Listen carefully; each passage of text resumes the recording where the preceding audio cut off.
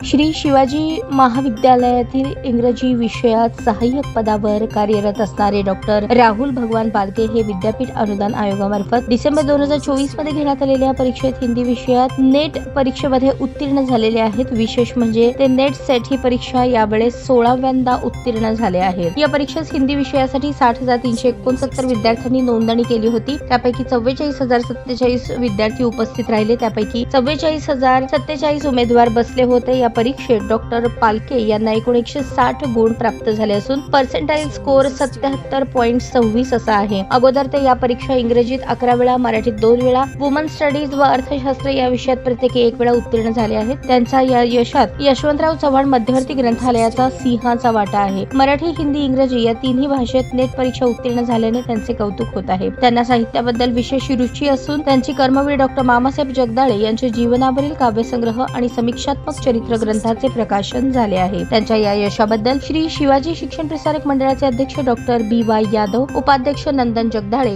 सचिव PT पाटील, उपसचिव AB Debadwar, खजिनदार Jaykumar Shitole, प्राचार्य डॉक्टर AB शेख, इंग्रजी विभाग प्रमुख डॉक्टर समाधान पवार, प्राध्यापक, कर्मचारी व विद्यार्थ्यांनी अभिनंदन केले। ताज्या बातम्या पाहण्यासाठी प्राईम महाराष्ट्र न्यूज चॅनलला सबस्क्राईब करा।